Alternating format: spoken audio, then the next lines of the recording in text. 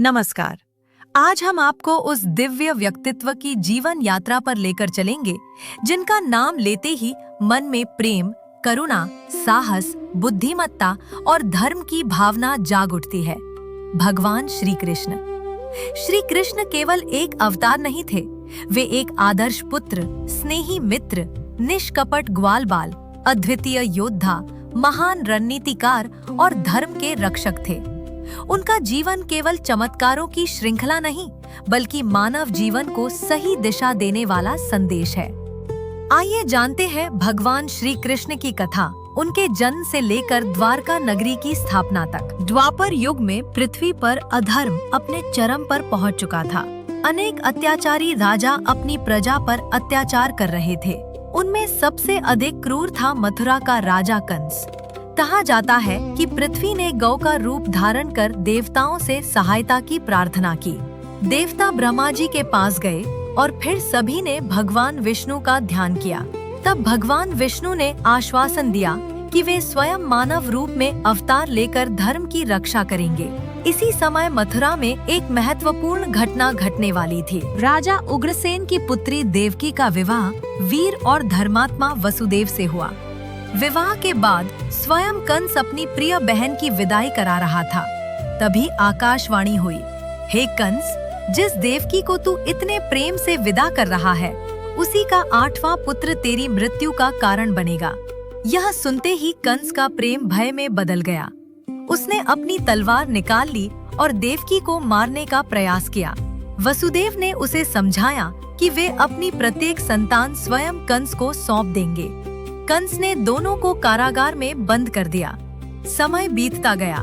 देवकी की 6 संतानों का जन्म हुआ और कंस ने भयवश प्रत्येक नवजात की हत्या कर दी।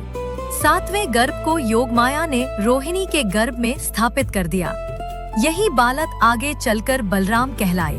अब सबकी प्रतीक्षा 8वें पुत्र की थी। भाद्रपद मास की कृष्ण पक्ष की अष्टमी, आधी रात का समय, रोहिणी नक्षत्र, चारों ओर वर्षा और घोर अंधकार। इसी पावन क्षण में भगवान श्री कृष्ण का जन्म हुआ।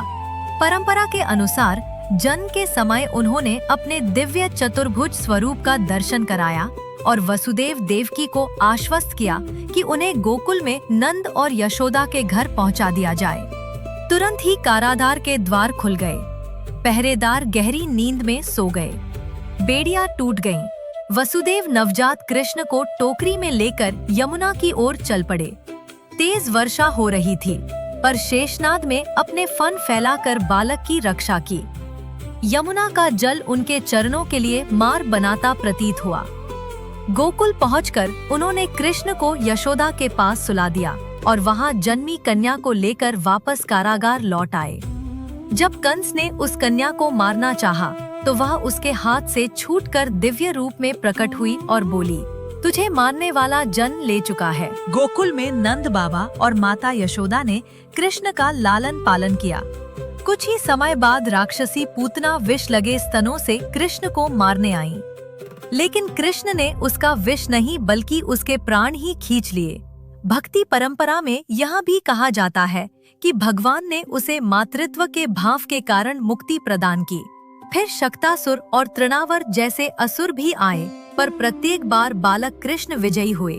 कृष्ण अपने मित्रों के साथ माखन चुराते, ग्वाल बालों के साथ खेलते और पूरे गोकुल को अपनी मुस्कान से आनंदित रखते। गोपियां शिकायत लेकर यशोदा के पास पहुंचती, लेकिन जब यशोदा कृष्ण का मासूम चेहरा देखती तो उनका क्रोध प्रेम में बदल जाता। एक दिन कृष्ण ने मिट्टी खा ली। जब माता यशोदा ने उनका मुख खुलवाया तो परंपरा के अनुसार उन्हें उसमें संपूर्ण ब्रह्मांड का दर्शन हुआ। उस क्षण उन्हें अपने पुत्र के दिव्य स्वरूप की झलक मिली, किंतु अगले ही पल वे फिर उसी वात्सल्य भाव में लौट आईं। एक और प्रसिद्ध प्रसंग में यशोदा ने उन्हें रस्सी से बांधना चाहा, पर हर बार रस्सी थोड़ी छोटी पड़ गई। अंततः प्रेम और भगवान की कृपा से ही यह संभव हुआ। इसी कारण उन्हें दामोदर भी कहा जाता है। असुरों के बढ़ते आक्रमणों के कारण नंद बाबा गोकुल से वृंदावन चले गए। वृंदावन में कृष्ण गायें चराते, बांसुरी बजाते और अपने मित्रों के साथ आनंदमय जीवन बिताते। इसी समय यमुना में रहने वाले कालिया नाग ने अपने विष से नदी को दूषित कर दिया था। कृष्ण ने कालिया को परास्त किया और उसके फनों पर नृत्य किया। अंत में उन्होंने उसे जीवन दान देकर यमुना छोड़ने का आदेश दिया। यह प्रसंग केवल शक्ति का नहीं बल्कि दया और परिवर्तन का भी संदेश देता है। कुछ समय बाद इंद्र की पूजा की तैयारी होने लगी। कृष्ण ने समझाया कि प्रकृति, गोवर्धन पर्वत, गोधन और परिश्रम का सम्मान भी उतना ही आवश्यक है।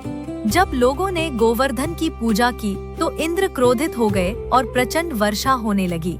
तब कृष्ण ने अपनी छोटी उंगली पर गोवर्धन पर्वत उठाकर सभी ग्रामवासियों को आश्रय दिया। 7 दिन बाद इंद्र ने अपनी भूल स्वीकार की और उनका अहंकार समाप्त हुआ। कंस को ज्ञात हो चुका था कि कृष्ण जीवित है। उसने अक्रूर को भेजकर कृष्ण और बलराम को मथुरा बुलवाया।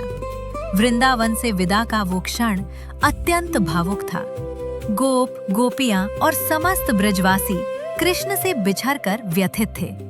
मथुरा पहुंचकर कृष्ण ने अत्याचारी हाथी कुवलयापीड़ का सामना किया।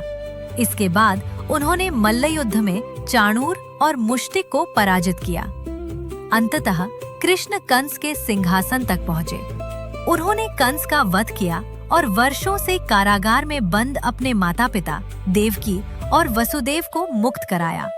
साथ ही राजा उग्रसेन को पुनः सिंहासन पर स्थापित किया। कंस के बाद भी संकट समाप्त नहीं हुए। मगध के शक्तिशाली राजा जरासंध ने बार बार मथुरा पर आक्रमण किए। कृष्ण ने अनेक बार नगर की रक्षा की, पर वे समझते थे कि निरंतर युद्ध से प्रजा को कष्ट हो रहा है। तब उन्होंने एक नई रणनीति अपनाई। समुद्र के तट पर एक सुदृढ़ और सुरक्षित नगरी बसाई गई, जिसे द्वारका कहा गया। परंपरा में इसका निर्माण विश्वकर्मा द्वारा कराया गया माना जाता है। मथुरा से यदुवंश के लोगों को वहां बसाया गया, जिससे वे निरंतर आक्रमणों से सुरक्षित रह सकें। यह निर्णय केवल एक राजा का नहीं, बल्कि दूरदर्शी नेतृत्व का उदाहरण था। कृष्ण ने दिखाया कि सच्चा नेतृत्व केवल युद्ध जीतना नहीं, बल्कि अपनी प्रजा की रक्षा करना भी है। श्री कृष्ण का जीवन हमें सिखाता है कि साहस बिना करुणा अधूरा है, शक्ति बिना धर्म खतरनाक है और ज्ञान बिना विनम्रता निष्फल है। गोकुल में उन्होंने प्रेम सिखाया, वृंदावन में भक्ति का मार्ग दिखाया, मथुरा में अन्याय का अंत किया और द्वारका में आदर्श शासन और दूरदर्शी नेतृत्व का उदाहरण प्रस्तुत किया। यदि आपको भगवान श्री कृष्ण की यह जीवन यात्रा प्रेरणादायक लगी, तो वीडियो को लाइक करें, अपने प्रियजनों के साथ साझा करें और हमारे चैनल गीता का ज्ञान जीवन आसान को अवश्य सब्सक्राइब करें। राधे कृष्ण।